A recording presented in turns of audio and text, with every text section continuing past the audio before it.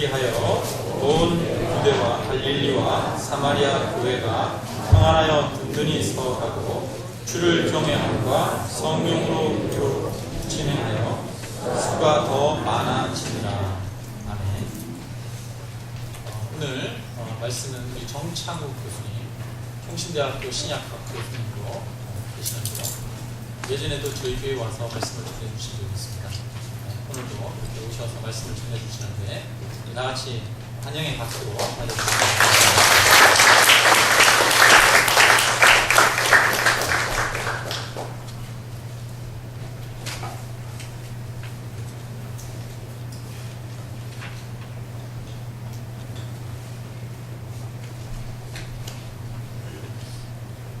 여러분들 만나서 반갑습니다. 여기만 반가우시네요. 이 복된 날 주님의 전에 나오신 여러분들에게 하늘로부터 하나님의 평강과 위로가 넘치시길 존귀하신 예수님의 이름으로 축원합니다. 작년 6월에 몽골에 가게 되었습니다. 몽골에 일주일 동안 다녀왔는데 저는 지금도 잊지 못합니다. 얼마나 그 하늘이 파란지. 저희가 한국으로 하면 설악산 같은 그런 국립공원에 있는 게르에서 묵었는데 그 정말 눈이 시리게 파란 하늘을 지금도 잊지 못합니다. 밤에는 또한 그 별이 얼마나 아름다운지, 별이 그렇게 많은 줄 처음 알았어요. 말 같은 것도 방목을 해서 말소리를 들으면서 밤하늘의 별을 바라볼 때에 얼마나 행복했는지 모릅니다. 또 말을 타면서 광활한 대지를 달릴 때의 기분을 잊을 수가 없습니다. 아직도 생생합니다. 하지만 저에게 더 깊이 각인되어 남아있는 것은 한 사람과의 만남이었습니다. 그분이 더 깊이 생각이 납니다.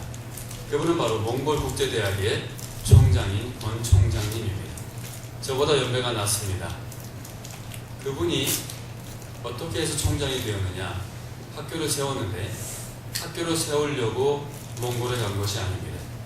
초대받아 간 것도 아닙니다. 평신도 선교사로 10여 년 전에 몽골에 갔습니다. 몽골에 가서 한 일이 무엇인가 하니 길거리를 배회하는 아이들 데려다가 교육시킨 겁니다.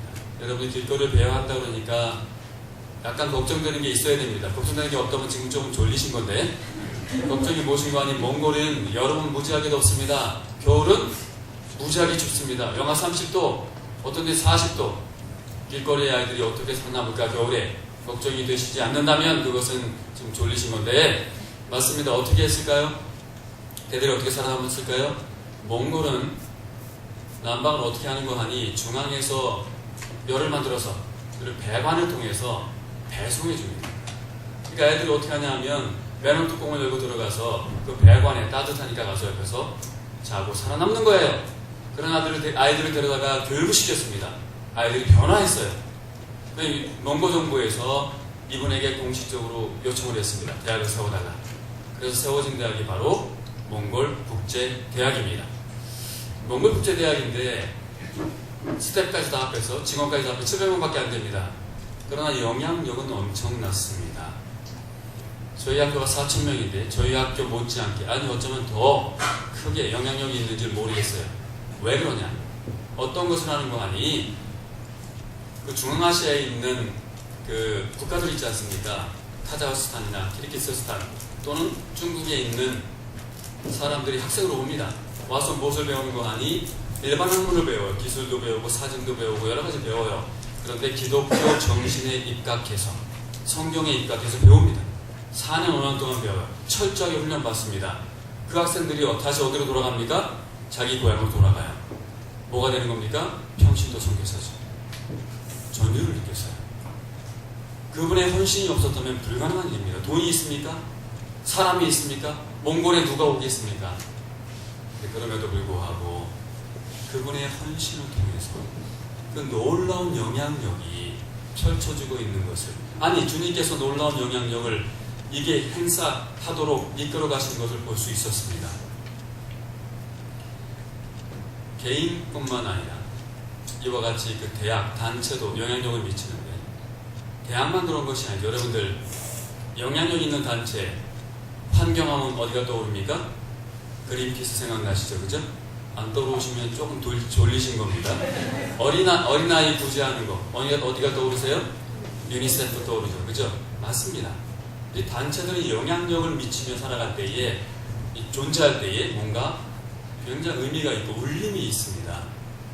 물론 좋지 않은 영향력을 미치는 단체도 있죠. 대표적으로 뭐가 있습니까? 조폭이죠. 그죠? 조폭. 좋지 않은 영향력을 미칩니다. 그런데 교회도 마찬가지입니다. 교회는 거룩한 공동체입니다. 거룩한 영향력을 미치며 존재해야 하고 존재하게 되어 있습니다. 그렇지 않다면 그 교회는 존재할 가치가 없는 거죠. 여러분도 마찬가지죠.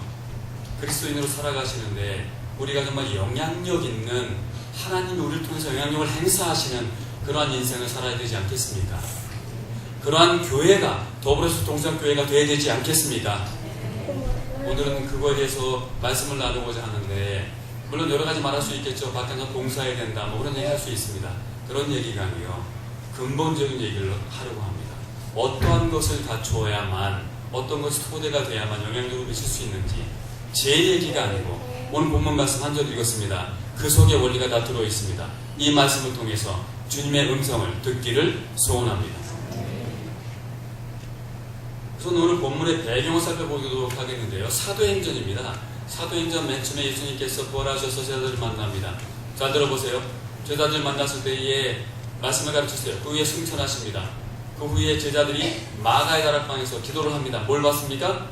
성령을 받죠. 성령의 역사로 말미암아 놀라운 능력, 담대한 복음 전파를 시작합니다. 그 복음 전파의 핵심 내용은 무엇이었습니까?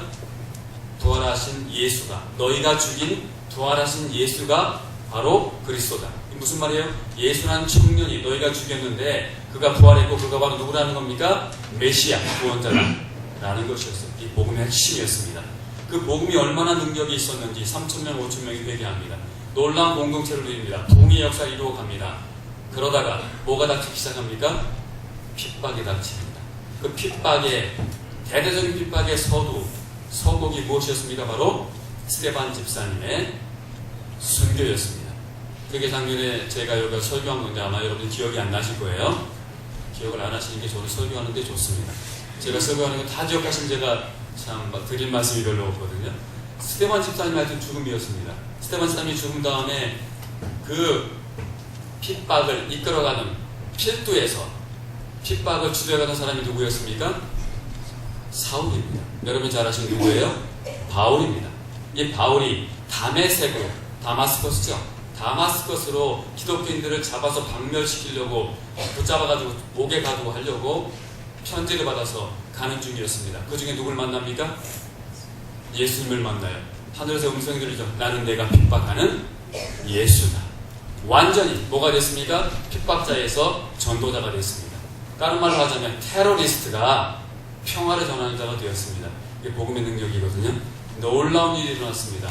바울이 그래서 다마섹에 가서 있으면서 무엇을 했습니까? 전도를 합니다. 전도가 잘 됐을까요? 됐을 리가 없죠. 유대인들이 엄청나게 반발합니다. 그래서 피신하죠. 어디로 피신합니까? 자기 고향. 고향이 어디입니까? 다소 헷갈릴 수 있는데요. 바울의 고향은 다소입니다. 이분은 한번 타르서스죠, 그죠? 터키에 있는 다소로 물러갔습니다. 그림을 한번 그려보세요. 교회 공동체 입장에서 생각해 보십시오. 핍박의 주동자인 사울이 사라졌습니다. 핍박이 잦아들었어요. 그런 상황입니다. 그런 상황을 오늘 본문 9장 31절이 묘사해주고 있어요. 이걸 생각하시면서, 이 배경을 생각하시면서 9장 31절 한 목소리로 같이 읽었으면 좋겠습니다. 9장 31절 다 같이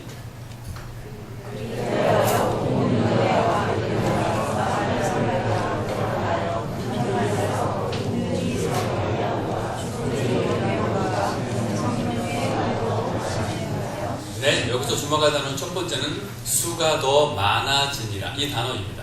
한 단어입니다. 한 동사예요. 수가 더 많아지니라. 이렇게 번역을 했어요. 번역이 좀 마음에 안 듭니다. 이 단어가 언제 쓰인 단어냐면 잘 들어보세요.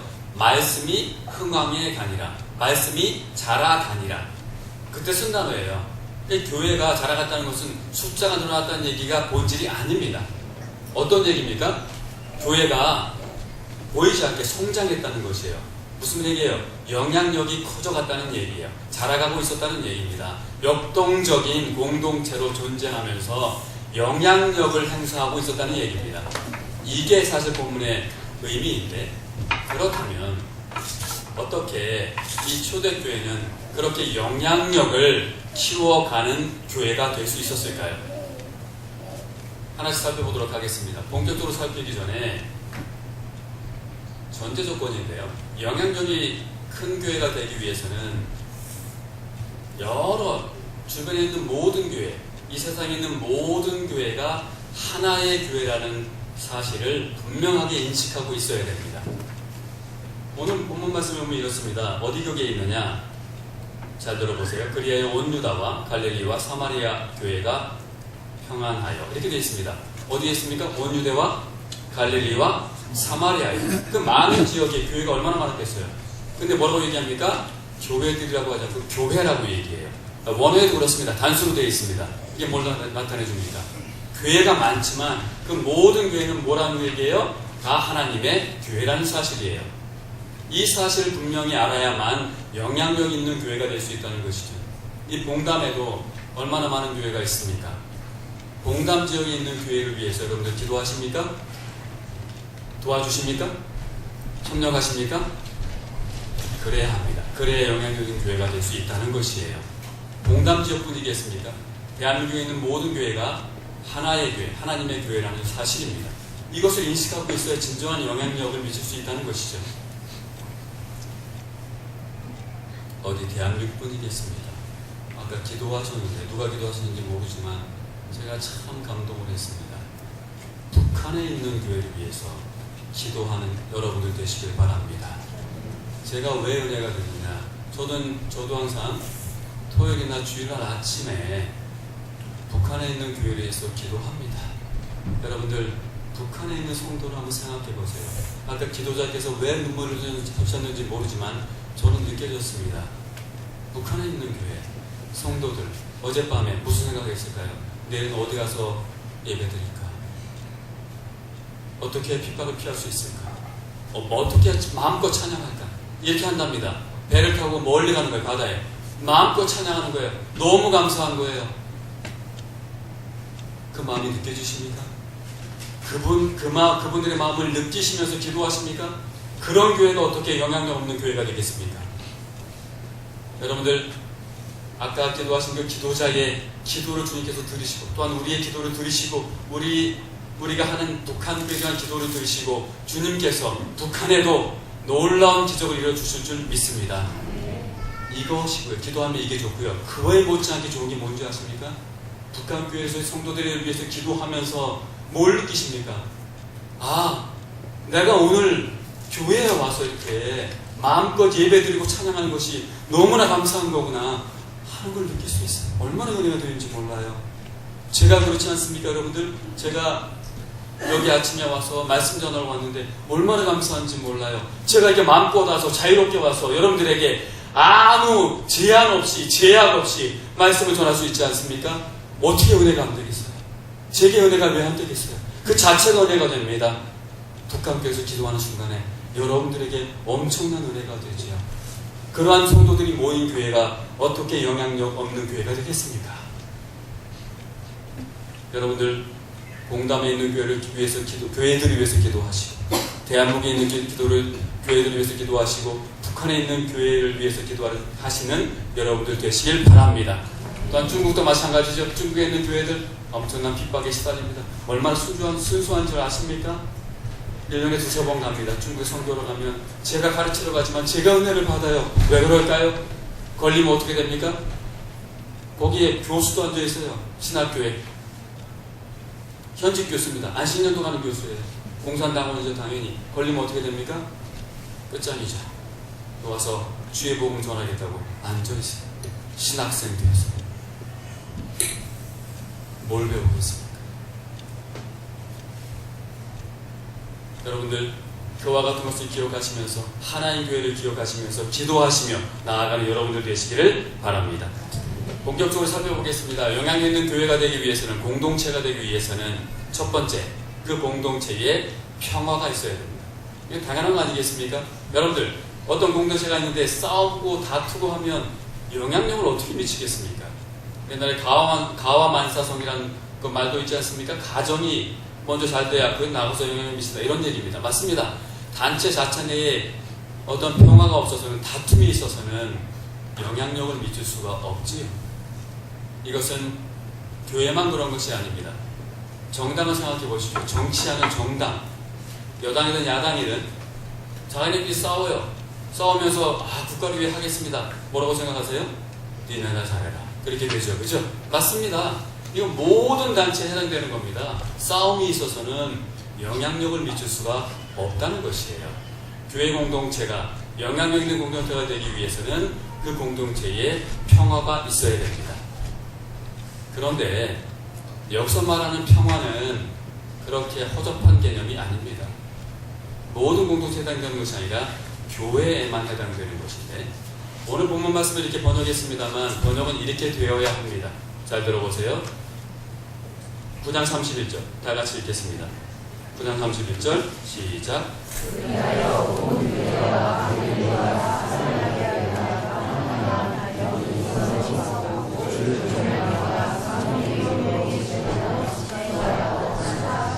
있는 그대로 말씀드립니다. 평안하여라고 되어 있는데 지표가 이렇습니다. 평화를 소유하고 있었고, 이런 말이에요. 평화가 있었다는 얘기예요. 이런 평화가 공동체에 있었다는 것인데, 이 평화는 단순히 아까 말한 싸움이 없는 상태, 그런 것이 아닙니다. 이 단어가 쓰인 것은 누가복음에 한번 살펴보려고 하는데요. 여러분, 누가복음과 사도행전이 한 권에 책인 건 아시죠? 불안하네요. 여러분 굉장히 고수세요. 저 다 쳐다보시는데 무표정하게 딱 바라보시니까 아신다는 건지 모르신다는 건지 제가 도저히 가늠이 안 되는데, 누가복음을 누가 썼습니까? 누가가 썼죠. 사도행전을 누가 썼어요? 누가가 썼죠. 한 권의 책이죠. 그죠? 그래서 이 단어가 어떻게 쓰였나 한번 누가복음을 살펴보려고 해요. 그러면 이제 이 단어의 뜻이 무엇인지 분명하게 알게 됩니다. 다 같이 성경을 찾겠습니다. 여러분, 제가 말씀드리고 싶은 게 이겁니다. 제가 말씀을 전하는 것도 중요하지만 말씀 자체가 능력이 있습니다. 말씀을 한번 보십시오. 뭐라고 얘기하는지. 누가복음 1장 77절에서 79절입니다. 평화에 대한 얘기를 하는데요. 77절에서 79절입니다. 다 같이 시작.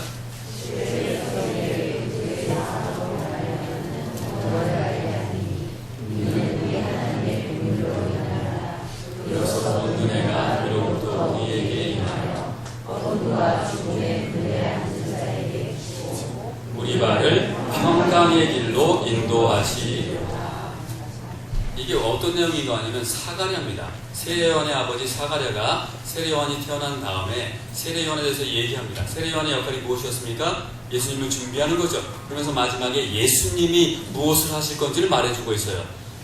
78절에 돋는 해가 위로부터 온다고 얘기합니다. 돋는 해가 뭡니까? 이게 메시아, 예수님이에요. 예수님이 와서 뭘 해주신다는 것이에요? 평강의 길로 인도하신다는, 똑같은 평양이라고 번역했는데 오늘 본문 말씀하고 똑같은 단어입니다. 평강, 평화 또는 화평, 똑같은 말 번역을 이렇게 해놓은 건데 평강의 길로 인도하신다는 것이에요. 어떻게? 77절에 나와 있습니다. 77절 보세요. 주의 백성에게 그 죄사함으로 말미암는 구원을 알게 한다. 평화를 어떻게 주신다는 것이에요? 죄사함으로 말미암는 구원을 통해서 그 평화를 주신다는 것이에요. 이게 무슨 말이에요? 잘 들어보십시오. 하나님과의 관계가 불편해졌어요. 근데 그 불편한 관계가 왜 그랬습니까? 우리의 죄로 말미암아 그렇다는 것이죠. 그 죄를 용서해 주심으로 말미암아, 예수님을 통해서 용서해 주심으로 말미암아 하나님과 평화를 누리게 해주신다는 것이에요. 이 하나님과 평화를 누리는 것에 근거해서 거기서 힘을 받아 우리가 사람들과 함께 평화를 누린다는 것입니다. 교회의 평화는 어떻게 온다는 것이에요? 평화의 근거가 어디 있다는 것입니까?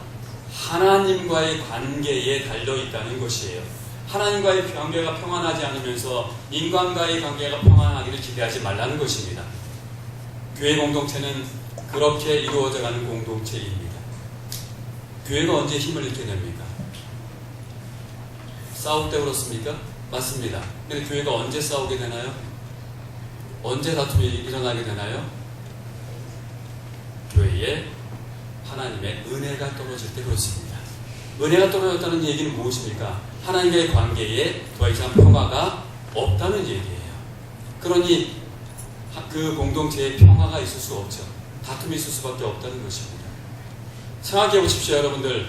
결국은 이 화평, 평화는, 교회의 평화의 근원은 무엇인가 하니 바로 하나님과의 평화입니다. 그것이 없으면서 평화를 생각하지 말라는 것이에요.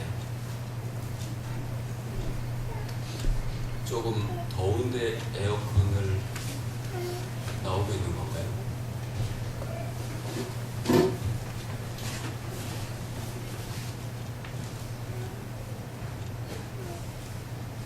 감사합니다. 이렇게 시원하게 바람이 불어오네요.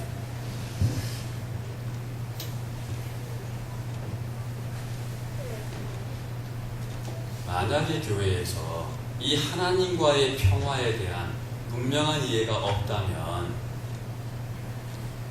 우리는 정말 불쌍한 사람들입니다. 그 교회에 무슨 평화가 있을 수 있겠습니까? 다른 단체와 무엇이 다릅니까? 여러분, 교회가 뭐가 다른가요? 무엇이 다른가요? 하하거리고 헤헤거리고 나와서 평화를 누리기 때문에 다르십니까? 맞습니다. 그러나 그 평화가 어디서부터 옵니까? 하늘로부터 온다는 것이죠. 한국교회는 많이 싸우는 모습입니다. 왜 싸울까요? 은혜가 떨어졌기 때문이죠. 한국교회 얘기하니까 남의 일 같으십니까? 여러분들 가정에서 언제 여러분 다툼이 있던가요? 언제 여러분 같이 사는 분을 못 봐주겠던가요? 언제 그렇습니까? 그 사람이 미운 짓 할 때입니까? 맞습니다. 그럴 겁니다. 그러나 미운 짓 똑같이 해도 어떨 땐 봐줄만 하지 않습니까? 언제 그렇던가요? 내 마음에 은혜가 떨어질 때 못 봐주겠더라고요. 그렇습니다.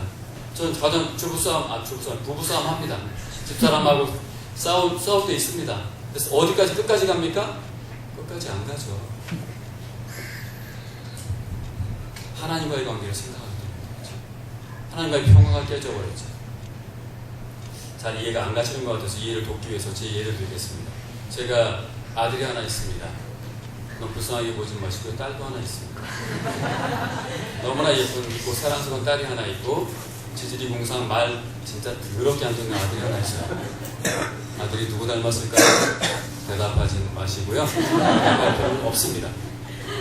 이 아들이 너무 말을 안 들어요. 아들이 효자예요. 효자. 왜 효자입니까? 아빠를 기도하게 하는데 하루라도 기도를 안 하고 넘어갈 수가 없습니다. 말을 얼마나 안 듣는지. 안 그러면 살 수가 없어요. 기도를 하지 않습니까? 기도를 어떻게 시작합니까? 맨 처음 어떻게 시작했을까요? 아들을 고쳐주세요. 아들이 문제인데 저 아들을 어떻게 합니까? 저 아들을 변화시키겠다. 은혜를 주세요. 아들을 주님 뭐라 그러세요?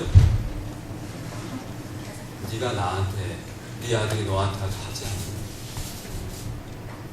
기도가 어떻게 바뀝니까? 하나님 저에게 은혜를 주십시오. 하나님과의 평화를 주세요. 아들이 그렇게 나와도 아들을 잘 받아주고 잘 그래서 반응할 수 있는 힘을 주세요. 능력을 주세요. 이렇게 변하지 않습니까?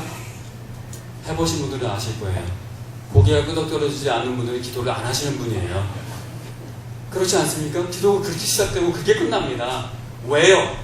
하나님과의 평화가 우리가 가정에서 누릴 수 있는 평화의 근원이기 때문입니다. 이게 바로 기독교 신비 아니겠습니까? 이게 빠져버리면 기독교에서 이 공동체에서 남은 게 뭐가 있습니까? 다른 단체하고 뭐가 다릅니까? 다른 사람 미워하고 싫어하는 마음 들고 한마디 해주고 싶지만 어떻게 좀 한 대 때리치고 싶지만 기도하다가 뭐가 깨달아져요? 하나님과의 관계가 깨달아져요. 하나님과의 관계가 바르게 돼요. 그래서 어떻게 됩니까? 사랑하는 마음이 생기는 거죠. 용서해주고 집에서도 그렇지 않습니까? 이 기독교 신비 아닙니까? 복음의 능력 아닙니까? 이 평화를 얘기하고 있는 겁니다. 단순히 평화롭게 사람도 좋은 사람 모여서 좋은 일 이런 얘기가 아니에요. 여러분들이 묻고 싶습니다. 여러분들 지금 옛날 얘기 말고요. 지금 하나님과 평화를 누리십니까? 누리신다면 더욱더 누리시기를 주님의 이름으로 축원합니다. 혹시라도 지금 누리고 있지 못하다면 회복하시기를 바랍니다. 이렇게 평화가 있을 때에 교회가 어떻게 된다고 얘기합니까? 다시 구장 31절로 가서 구장 31절에 가면 서도있는 구장 30절에 가면 31절에 가면 교회가 세워져 갔습니다. 이 건축의 개념이에요. 그렇게 하나님과 평화를 누리고 공동체의 구성원들 간의 평화가 있을 때 교회가 세워져 간다는 것이죠. 교회가 세워지지 않는데 어떻게 영향력이 있겠습니까? 영향력이 있는 교회. 그렇습니다. 모든 교회가 영향력 있는 교회가 되기를 꿈꿉니다.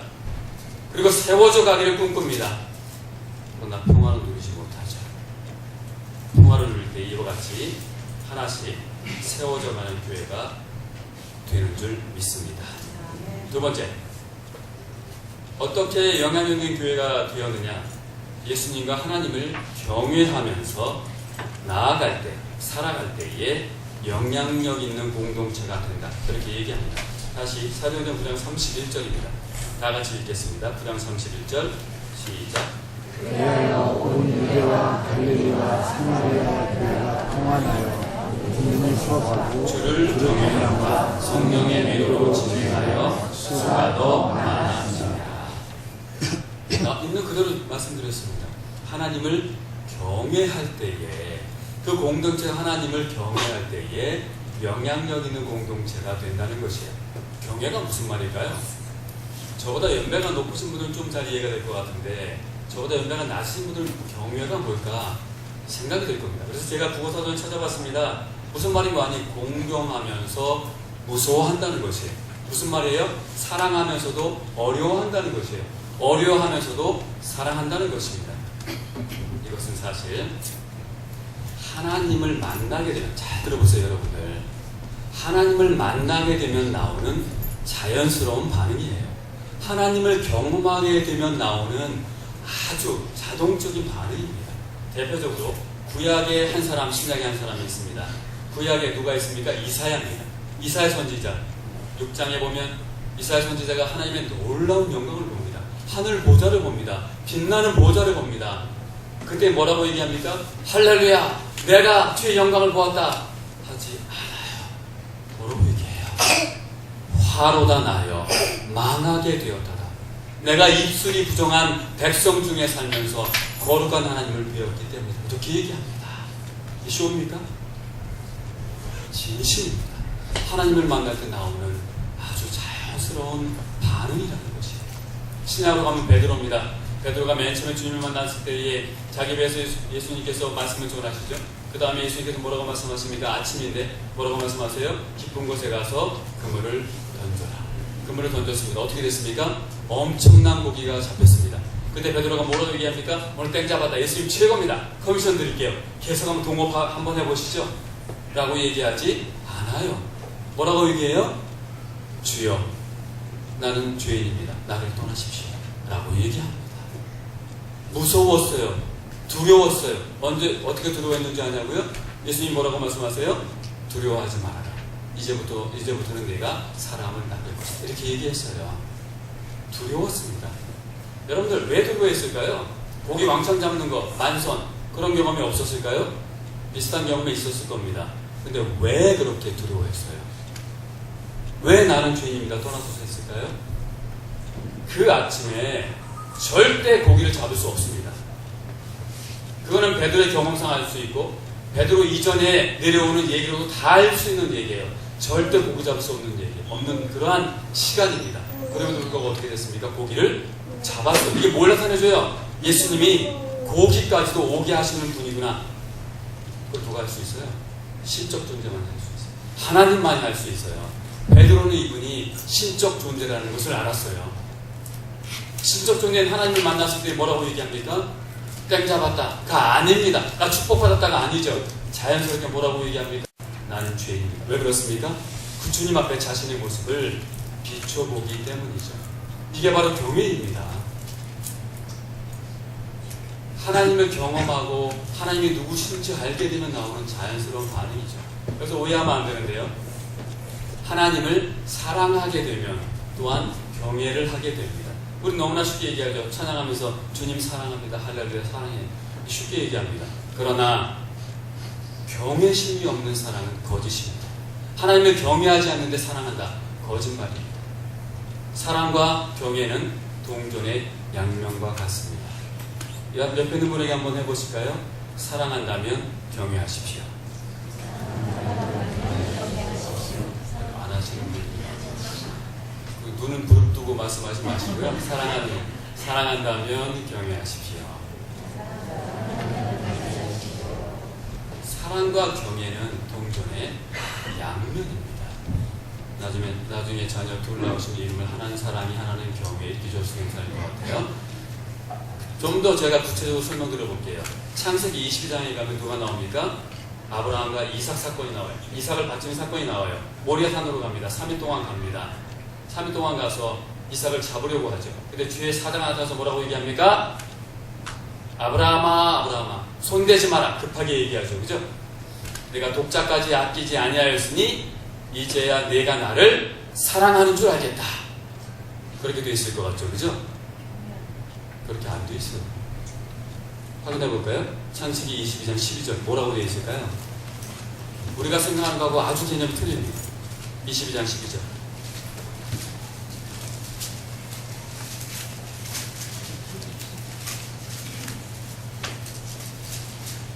22장 12절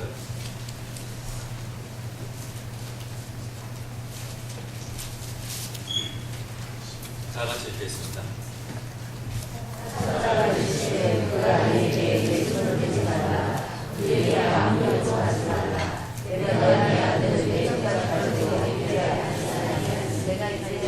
이제야 내가 하나님을 경외하는 줄을 아노라. 왜죠? 그죠? 왜 경외라고 했을까요? 생각해보세요, 여러분들. 아브라함이 한번 돼보십시오. 아버지 아브라함이 한번 돼보세요. 아들을 잡으러 갑니다.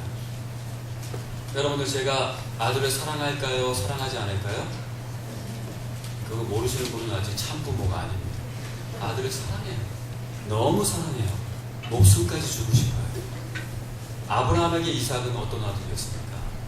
100세에 얻은 아들이에요. 순종의 아들이에요. 얼마나 예뻤을까요? 걔를 잡으러 가야죠. 3일 동안 초롱초롱한 눈. 하나님을 사랑하니까 잡아야지 될까요? 안 됐을 겁니다. 하나님을 사랑합니다. 그러나 동시에 아브라함이 무슨 생각을 했을까요? 하나님이 누구신가? 100세 아들을 주신 분이다. 하나님이 만약에 근데 내가 바치지 않더라도 하나님이 원하시면 데려가실 것이다. 그 생각하지 않았을까요? 한 걸음 더 나가서 100세의 아들 주셨는데 혹시 데려가시면 또 주시지 않겠는가? 두 가지 생각하지 않았을까요? 이래서 내가 나를 경외하는 줄 아노라 라고 얘기했다는 것입니다. 사랑과 경외는 동전의 양면입니다. 다시 한번 말씀드리지만 하나님을 사랑한다고 하면서 경외하지 않는 건 거짓 사랑입니다. 잘 이해가 안 되시면 요한복음에서 뭐라고 얘기합니까? 나의 계명을 가지고 지키는 자라야 나를 사랑하는 자니 라고 얘기하죠. 그죠? 말씀하시죠? 계명을 지키는 자가 사랑하는 자라고 얘기합니다. 여러분들 계명 지키는 거 쉽습니까? 다 쉬우신 것 같아요. 여기 굉장히 여러분 고수예요. 눈을 보면 제가 가름을 못하겠어요. 여러분들 계명 지키는 거 쉬워요? 어려워요. 왜 그렇습니까? 우리 구원받았음에도 불구하고 여전히 죄악된 본성을 가진 육체 가운데 살기 때문이에요. 이미 아직 사이에 살기 때문입니다. 어려워요. 하나님을, 그래서 예수님을 사랑하는 마음만 가지고는 계명을 지킬 수가 없어요. 이런 마음이죠. 예수님이 이거 하면 싫어하실 텐데, 노여하실 거야, 아파하실 거야. 그래, 하지 말자. 이렇게 되는 거 아니겠습니까? 그렇기 때문에 사랑과 경외가 같이 갈 수밖에 없다는 것입니다. 한국교회에 하나님을 경외하는 마음이 있습니까?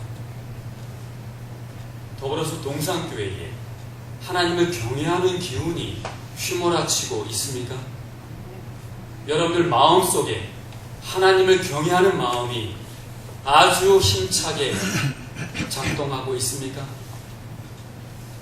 이건 여러분들에게만 하는 말이 아닙니다. 저에게만 하는 말입니다. 설교자가 예외가 아닙니다. 기독교를 하고 있지만 제가 주님을 경외하는 마음이 없다면 제 외침은 거짓입니다.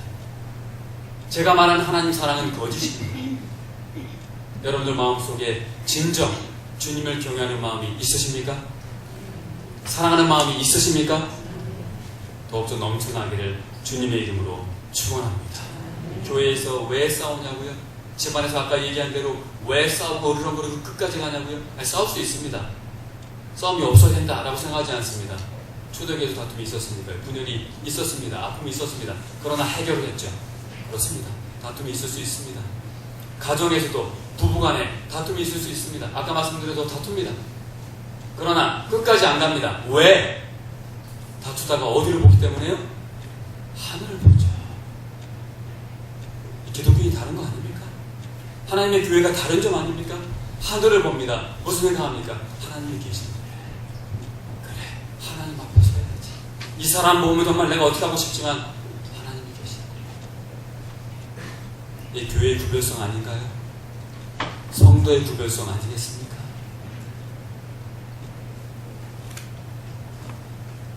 여기서 착각하면 안 되는 것이 있습니다. 이것은 강요된 공포심, 그런 게 아닙니다. 너 교회 안 나오면 알지? 가다가 타이어 빠꾸 날 줄 알아. 주의 종한테 그렇게 가다가 발목까지 부러질 줄 알아. 이런 거 있잖아요. 그죠? 그건 경외심이 아니에요. 공포지. 그건 사기입니다. 그런 말 하거든 사기꾼인 줄 아세요. 이게 뭡니까? 오늘 본문 말씀 보면 이렇게 되어 있죠? 주를 경외함과 이렇게 번역했어요. 원문은 이렇습니다. 직역을 하면 이렇습니다. 잘 들어보세요. 주님의 경외함이에요. 무슨 말이에요? 주님으로부터 오는 경외함. 주님이 주시는 경외함이에요. 아까 말씀드린 대로 하나님을 경험하고 하나님을 사랑하고 하나님을 갖다가 삶 속에서 이렇게 만나고 끊임없이 교제하게 되면 느끼는 우리에게 주어지는 자연스러운 감정이라는 것이에요.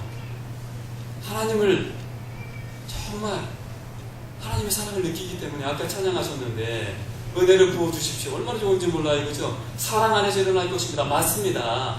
그렇게 은혜를 부어주시고 하나님께 사랑을 주실 때에 우리 마음속에 생겨나는 자연스러운 그 반응이라는 것이에요.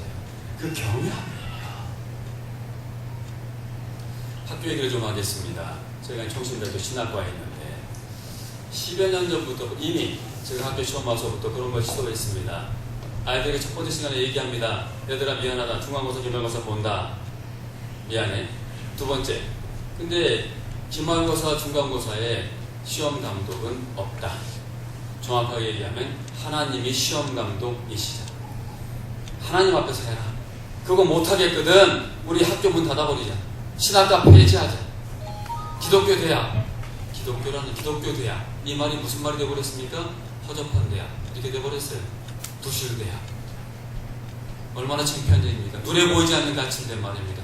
그것조차 못하면서, 아니 시험 감독 없이 시험 하나 보지 못하면서 사회에 나가서 올바르게 정직하게 바르게 기독교 형식으로 뭘 할 수 있겠어요? 애들한테 도전합니다. 엄청난 도전을 줍니다. 신학과니까 되겠죠? 아닙니다. 여러분들 절대 아닙니다. 신학개혁을 가르칩니다. 모든 과, 저희 학교가 9개 학과가 있어요. 학교 홍보처럼 드리는데 신학과 외에 8개 학과가 있습니다. 사범계열도 있어요. 교육계열도 있습니다. 선생님 되는 거. 영어교육과, 기독교교육과, 유아교육과, 역사교육과가 있습니다. 그 다음에 중독재활학과 또 있어요. 아동학과, 사회복지학과, 교회음악과까지 있습니다. 음악하는 사람들 어떤 줄 아시겠죠? 그죠? 좀 자유로운 영혼들이 많죠? 그럼에도 불구하고 그 학생들 다 가르치면서 제가 했던 게 무엇입니까? 시험 감독은 역시 없다. 기독교 대학이라는 말 띄워버리자. 학교를 문 닫아버리자. 무슨 가치가 있어요? 그거조차 하나 못하면서 무슨 가서 기독교 영신으로 기독교 지도자로 누가 듣겠습니까? 어떤 훈련입니까? 하나님 앞에서 코람데오의 정신이죠. 하나님을 경외하고 사랑하기 때문에 하는 거예요. 이와 같은 마음입니다. 하나님 앞에서 하는 훈련이 있지 않습니까? 이게 바로 경외심입니다. 초대교회는 그것이 있었기 때문에 영향력 있는 교회가 될 수 있었습니다. 하나님을 경험하고 하나님을 사랑함으로 말미암아 하나님을 경외하는 마음이 충만하여 영향력 있는 그러한 인생을 사시길 주님의 이름으로 축원합니다. 마지막으로 교회가 바르게 세워지고 영향력을 발휘하기 위해서는 뭐가 있어야 되느냐? 성령님의 위로가 있어야 됩니다. 역시 말씀입니다. 9장 31절입니다. 제 얘기 아닙니다. 여러분들 다시 한번 9장 31절을 읽겠습니다.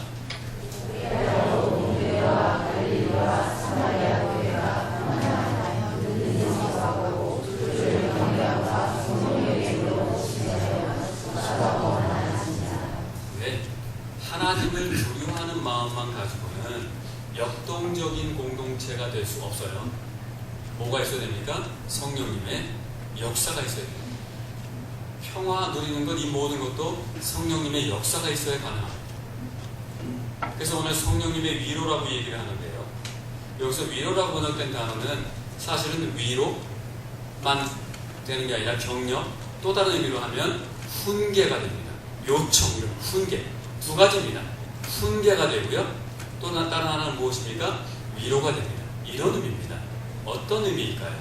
첫 번째, 성령님의 훈계라고 하면 우리가 하나님의 뜻대로 살고자 마음을 먹고 작심을 해도 하나님의 뜻이 무엇인지 모르면 그 뜻대로 살 수가 없어요. 그때 성령님이 어떻게 하신다는 것입니까? 그 길을 알려주신다는 것이에요. 너 이렇게 가야 돼 라고 말씀해 주신다는 것이에요. 또 우리가 연약하기 때문에 하나님의 뜻대로 살지 못할 때가 있어요. 그때 어떻게 주신다는 것이에요? 이 길로 가야 된다 라고 말씀해 주신다는 것이에요. 그럼 성령님을 어떻게 이해하십니까? 성령님이 어떠한 존재신가요? 여러 가지로 말씀드릴 수 있지만 여러분들 한마디로 정리하자면 성령님은 인격이세요. 성령님은 인격, 무슨 에너지, 파워, 보이지 않는 뭔가 작동하는 힘, 그게 아닙니다. 성령님은 누구세요? 인격이세요. 이게 무슨 말입니까? 우리에게 와서 말씀해 주시는 분이에요. 우리가 잘못 가고 있을 때에 우리에게 와서 뭐라고 말씀해 주세요? 아무개야, 너 그러면 안 돼. 알지? 우리가 힘들어할 때에 아무개야, 힘들지? 내가 네 마음 알아. 우리에게 음성을 들려주시는 분이라는 겁니다. 이때에 잘 들으세요. 주의하셔야 됩니다. 성령님께서 어떻게 우리에게 메시지를 주시고 음성을 들려주시느냐? 말씀을 통해서 전해주세요. 그래서 여러분들이 졸리고 힘든 시간에 와서 말씀을 듣는 겁니다. 왜? 그걸 통해서 주님의 훈계와 주님의 말씀이 들려주기 때문이죠. 말씀.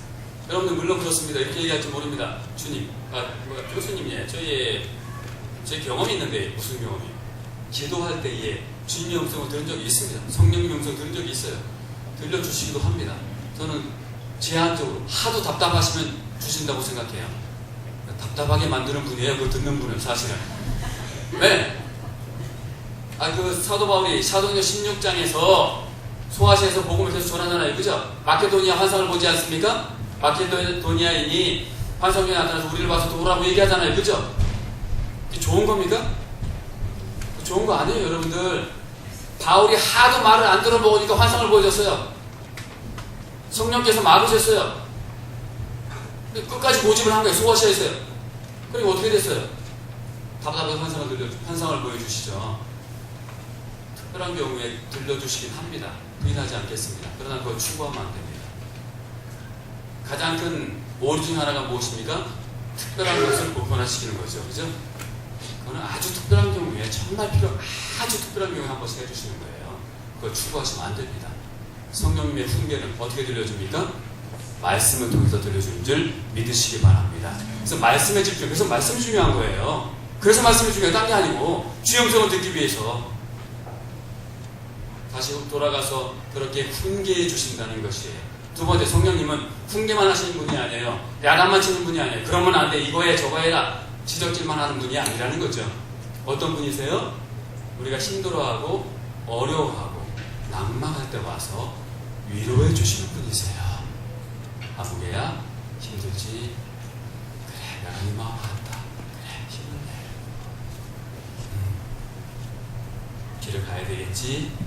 하고 이렇게 들려주시는 분이라는 겁니다.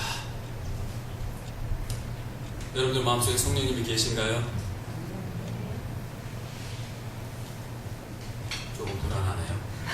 여러분 마음속에 성령님이 계십니까?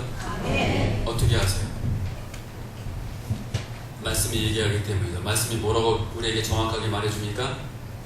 그런 중 누구든지 성령으로 말미암지 않고는 예수를 주시라 할 수 없느니라. 아멘. 아멘. 여러분도 예수님 주님을 고백하십니까?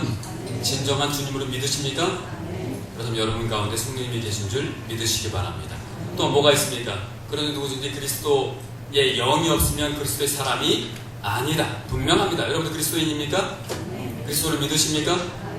여기만 아멘 하죠. 진짜. 저쪽 보고 해야 돼요. 여러분들 예수님을 그리스도로 고백하십니까? 예수님을 믿으십니까? 여러분 가운데 성령님이 계신 줄 믿으시기 바랍니다. 그런데 문제는 무엇입니까? 성령님이 안 계신 것처럼 될 때가 있다는 것이죠. 성령님이 안 계신 것처럼 살아갈 때가 있다는 겁니다. 성령님 떠나신 건가요? 뭐하고 계실까요? 우리 속에서 우리를 위하여 말할 수 없는 탄식으로 기도하고 계신 줄 믿으시기 바랍니다. 여러분들 우리가 방황할 때에 성령이 뭐하고 계십니까? 우리를 위하여 말할 수 없는 탄식으로 기도하고 계신 줄 믿으시기 바랍니다. 그 음성을 듣기를 바랍니다. 성령님은 언제나 우리와 함께 계십니다. 여러분들에게 여쭙고 싶습니다. 여러분들 마음속에 성령님의 위로와 격려가 들리십니까? 들리신다면 더욱더 선명하게 계속 들리시길 축복합니다. 그러나 혹시라도 약해지셨다면 염려하지 마십시오. 물론 정상이 아닙니다. 이렇게 생각하지 마십시오. 처음 믿을 때나 그렇지 나머지는 그런 거 아닐까? 절대 안 그렇습니다. 성령님의 음성 계속 들려주고 지속적으로 우리 위로해 주시고 훈계하시는 줄 믿으시기 바랍니다. 혹시 약해지셨다면 염려하지 마십시오. 그리스도의 십자가는 그 모든 것을 다시 회복시키기에 충분한 줄 믿으시기 바랍니다. 다시 우리가 갈 때는 그리스도의 십자가밖에 없습니다. 여러분들에게 묻고 싶습니다. 여러분들 심장에 그리스도의 선명한 십자가 보혈이 박동쳐 흐르고 있습니까? 그리하여 여러분들 모세혈관까지도 그리스도의 보혈이 박동침으로 흘러감으로 말미암아 주님이 원하시는 그 뜻대로 살아가고 계십니까? 그렇다면 더욱더 그렇게 하시길 주님의 이름으로 축원합니다. 그렇지 않다면 염려하지 마십시오. 다시 십자가로 돌아가십시오. 십자가 사랑은 충분합니다. 그 사랑을 힘입어서 주님과 다시 평화를 누리시고 하나님을 경험함으로 말미암아 하나님을 경외하는 마음을 가지고 사시고 성령님의 위로와 격려 가운데 하나님이 기뻐하시는 아름다운 삶을 살아가시는 그리하여 영향력 있는 교회로 존재하는 더불어숲 동산교회 또한 그 성도님들 되시기를 존귀하신 예수님의 이름으로 축원합니다. 찬양을 하나 하겠습니다.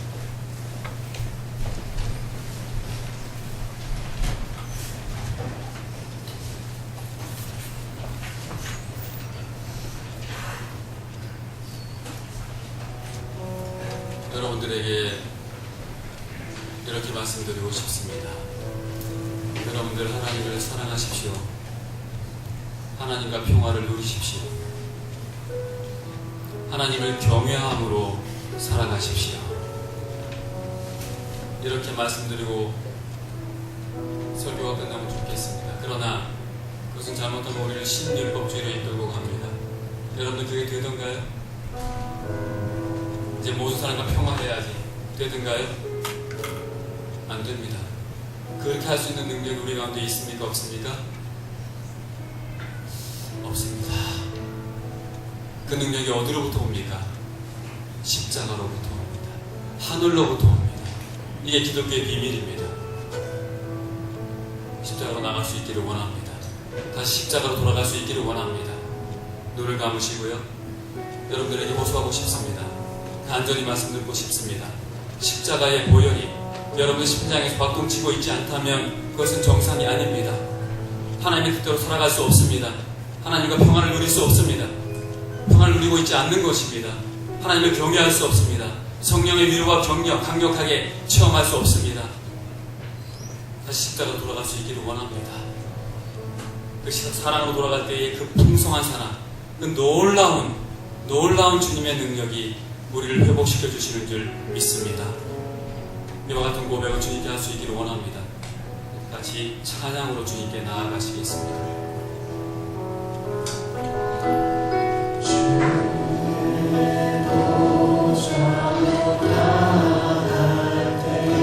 어떻게 나가야 할까?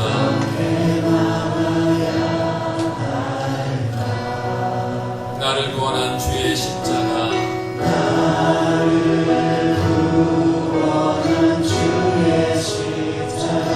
그것을 믿으며 가네.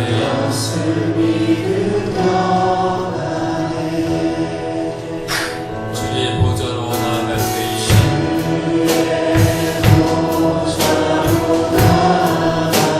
때에 나 여전히 부족하나.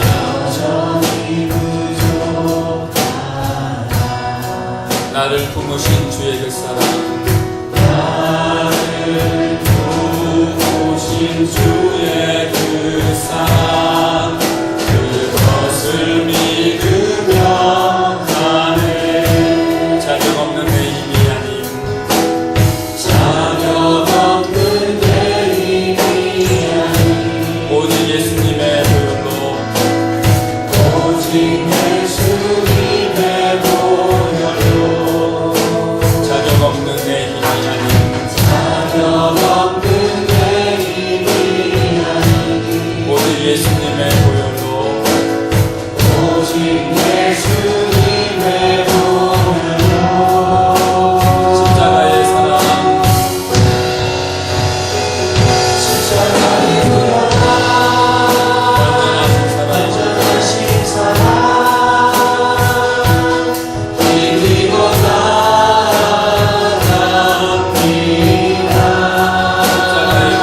십자가의 보혈, 완전하신 사랑, 완전하신 사랑, 이기고 예배합니다. 자격 없는 내 힘이 아닌, 자격 없는 내 힘이 아닌,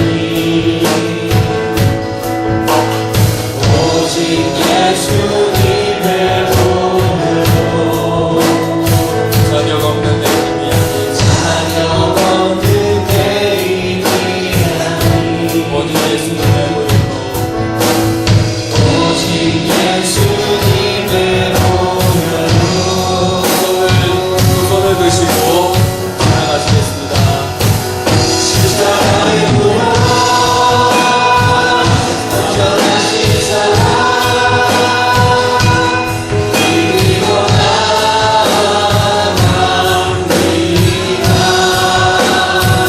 십자가의 보혈,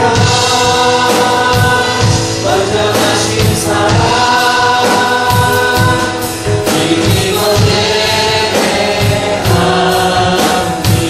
십자가의 보혈, 십자가의 보혈,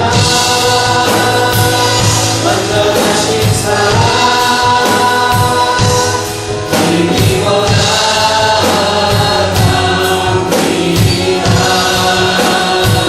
십자가의 보혈, 완전하신 사랑, 이기고 예배합니다.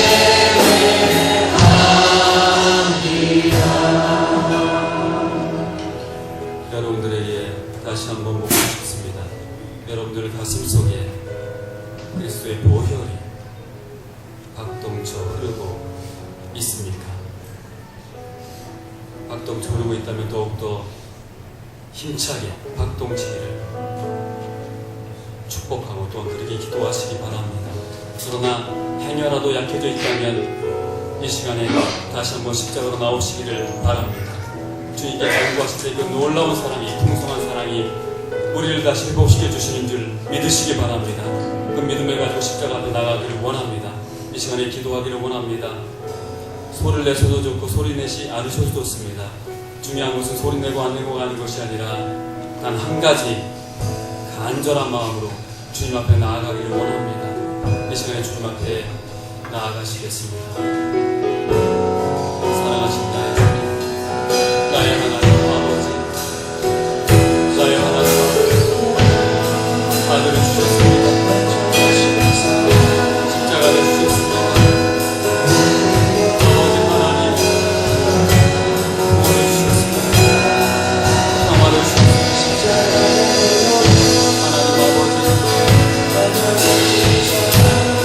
나의 하나님, 사랑의 주님을 기뻐하시고 흔들린 마음속에 주님 앞에 그것을 돌릴 사건, 십자가 사건 연결을 하고 있는 기뻐하시고 정말 놀라운 것을 가져오지 아버지의 능력을 내주시다 은혜를 주시옵소서. 하나님 아버지, 하나님 아버지, 간절한 마음을 주시옵소서. 주님만 만나주시고 전에 주님을 만나주시고 나라의 은총을 베풀어 주시옵소서. 우리가 앞에 가서 주님을 도와주시며 우리의 죄 벗는 사랑을 세워지는 아버지로 부르짖는 간절히 구합니다.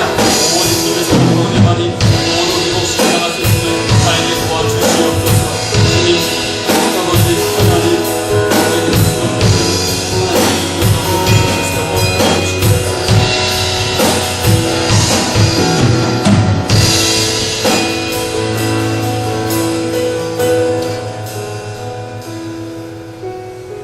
이 모든 말씀을 살아계셔서 우리와 함께 하시는 예수님의 이름으로 기도합니다.